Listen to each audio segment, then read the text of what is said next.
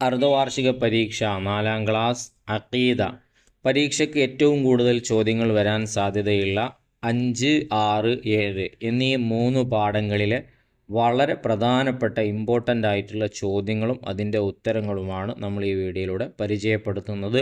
മുഴുവനായി കാണുകയാണെങ്കിൽ നല്ല മാർക്ക് നമുക്ക് സ്കോർ ചെയ്യാൻ പറ്റും. പരീക്ഷയ്ക്ക് നമുക്ക് ഓർമ്മിച്ചെടുത്ത് കാര്യങ്ങളൊക്കെ എഴുതാനും പറ്റും.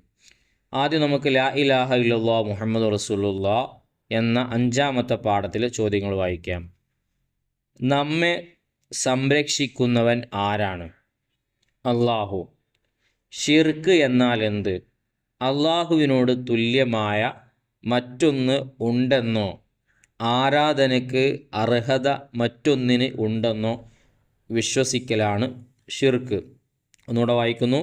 അള്ളാഹുവിനോട് തുല്യമായ മറ്റൊന്ന് ഉണ്ടെന്നോ ആരാധനയ്ക്ക് അർഹത മറ്റൊന്നിനുണ്ടെന്നോ വിശ്വസിക്കലാണ് ഷിർക്ക്, അഥവാ അള്ളാഹുവിൽ പങ്കു ചേർക്കലാണ്. ഇനി ഏറ്റവും ഇമ്പോർട്ടൻ്റ് ആയിട്ടുള്ള മറ്റൊരു ചോദ്യം, തൗഹീദ് എന്നാൽ എന്ത്?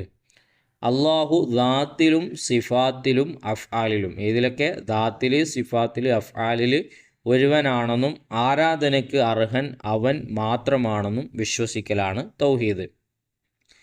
ഇനി 4ാമത്തത്, അള്ളാഹു പൊറുക്കാത്ത വൻ പാപമേത്? ഷിർക്ക് അഥവാ അള്ളാഹുവിനോട് പങ്കു ചേർക്കൽ.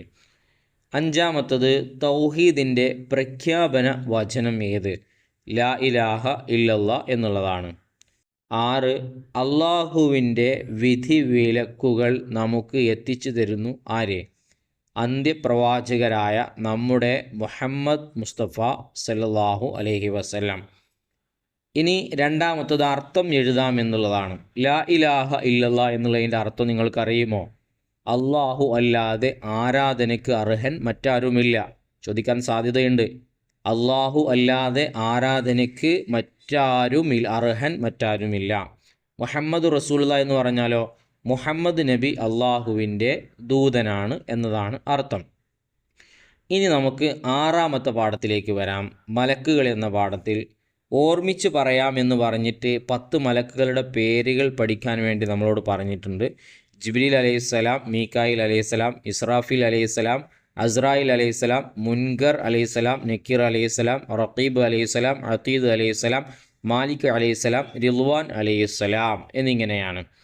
2ാമത്തത്, റഖീബ് അലൈഹിസ്സലാമിൻ്റെ ജോലി നന്മ എഴുതലാണ്. 3ാമത്തത്, സ്വർഗം കാക്കുന്ന മലക്കിൻ്റെ പേര് റിദ്വാൻ അലൈഹിസ്സലാമാണ്. ഇനി പ്രധാന ചോദ്യത്തിലേക്ക് വരാം. ഉത്തരം എഴുതാം എന്നുള്ളതിൽ അള്ളാഹുവിൻ്റെ കൽപ്പന അനുസരിച്ച് മാത്രം പ്രവർത്തിക്കുന്നു ആര്? മലക്കുകൾ.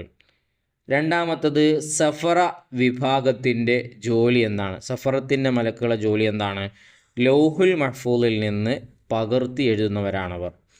3ാമത്തത്, ഹഫളത്തിൻ്റെ വിഭാഗത്തിൻ്റെ ജോലി എന്താണ്? ആപത്തുകളെ തൊട്ട് മനുഷ്യരെ കാക്കുന്നവരാണവർ. ഇനി പൂരിപ്പിച്ച് സാരം എഴുതാം. വളരെ ഇമ്പോർട്ടൻ്റ് ആണ്, പഠിച്ചു വെച്ചോളൂ. ഉറപ്പായും സാധ്യതയുള്ള ചോദ്യമാണ്. ലാ യഅസൂന അല്ലാഹ മാ അമറഹും വയഫ്അലൂന മാ യുഅ്മറൂൻ. അള്ളാഹു അവരോട് കൽപ്പിച്ച ഒരു കാര്യത്തിലും അവർ എതിര് പ്രവർത്തിക്കുകയില്ല. അവരോട് കൽപ്പിക്കപ്പെട്ടതെന്തും അവർ പ്രവർത്തിക്കുകയും ചെയ്യുന്നതാണ്. ഇത് 1-2 തവണ വായിച്ചു വെച്ചോളൂ. അറബിയും അർത്ഥവും പ്രധാനപ്പെട്ടതാണ്. ഇനി നമുക്ക് അടുത്ത പാഠത്തിലേക്ക് വരാം. ഓർമ്മയിൽ നിന്നും പറയാം എന്നുള്ള ഒരു ഭാഗം അതിലുണ്ട്. അംബിയാ മുർസലുകളെ അള്ളാഹു തിരഞ്ഞെടുത്തത് എന്തിനു വേണ്ടിയാണ്? ജനങ്ങളെ സന്മാർഗത്തിലേക്ക് ക്ഷണിക്കാൻ വേണ്ടിയാണ്. 2, അംബിയാ മുർസലുകളുടെ എണ്ണം എത്ര? 1,24,000 അംബിയാ മുർസലുകളുണ്ട്.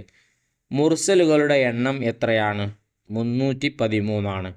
4ാമത്തത്, അംബിയാക്കളിൽ ഏറ്റവും ശ്രേഷ്ഠർ ആരാണ്? മുർസലുകളാണ്. ഇനി എണ്ണം എഴുതാം എന്നുള്ളതാണ്. ഉലുൽ അസ്മുകൾ എത്ര പേരുണ്ട്? 5 പേരുണ്ട് ഉലുൽ അസ്മുകൾ. നബിമാർ 1,24,000. ഖുർആനിൽ പറയപ്പെട്ട പ്രവാചകന്മാർ എത്രയുണ്ട്? 25. ഇനി നമുക്ക് പൂർത്തിയാക്കാം എന്നുള്ളതിൽ പ്രധാനപ്പെട്ടൊരു ബൈത്തുണ്ട്. ഈ ബൈത്ത് കാണാതെ പഠിച്ചു വെക്കുന്നത് വളരെ നന്നായിരിക്കും. കാരണം പൂരിപ്പിക്കാൻ ചോദിച്ചാൽ ഇത് മാത്രം അറിയാതായി പോയാൽ നമ്മുടെ മുഴുവൻ 50% നമ്മൾ പ്രതീക്ഷിച്ച മാർക്ക് നഷ്ടപ്പെടും.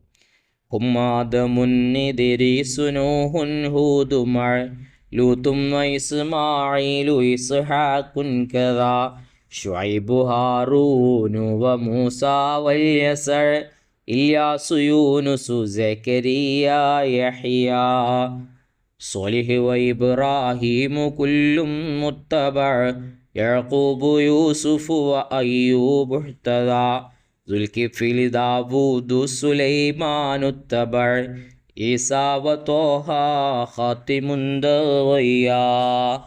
ഈ ഒരു ബൈത്ത് വളരെ പ്രധാനപ്പെട്ടതാണ്. നിങ്ങൾ ഓരോരുത്തരും പഠിച്ചു വെക്കുക.